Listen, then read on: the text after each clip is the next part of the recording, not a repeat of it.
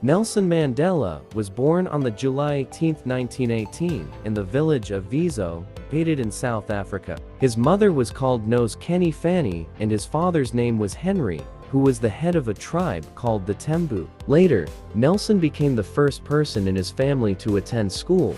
He continued to study hard in school despite losing his father when he was only 12. After a few years, he moved to Johannesburg to study law, and managed to get a degree at the age of 24. At the time that Nelson was growing up, there was a huge racial divide in South Africa. White authorities handled the country. White people led privileged lives, whilst the native Africans worked in low-paid jobs and lived in poor communities with poor facilities, and they weren't even allowed to vote in elections. Nelson was very upset by this, and he decided to take a stand against it. So in 1944, he joined the African National Congress. The ANC were a political group that strived for equal rights for everyone. However, things got worse after the introduction of the new strict law called Apartheid. According to this, they were not allowed to live in the same areas as whites or share a table in a restaurant or even attend the same schools. They weren't even allowed to sit together on a train or a bus.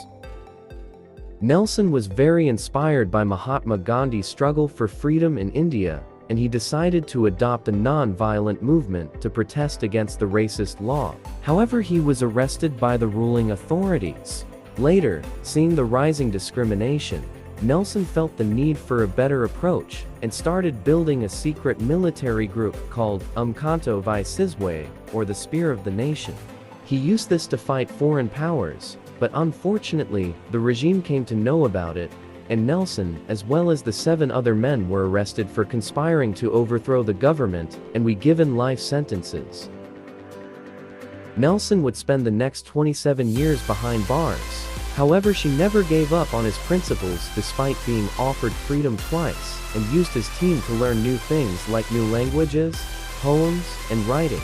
With time, Nelson's struggle for equality gained more popularity and support from around the world. Due to an increase in political and public pressure, he was released early from prison in 1990.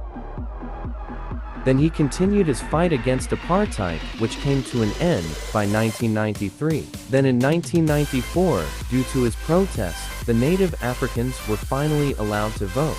Nelson became South Africa's first black president. He was awarded the Nobel Peace Prize in 1993. In 1999, Nelson Mandela retired as president, but continued to work for equality, peace, and freedom through his non-profit organization, the Nelson Mandela Foundation, until he took his last breath. He died on December 5, 2013, at the age of 95 due to lung infection. In 2009, Nelson's birthday, 18th July, was officially named Nelson Mandela Day.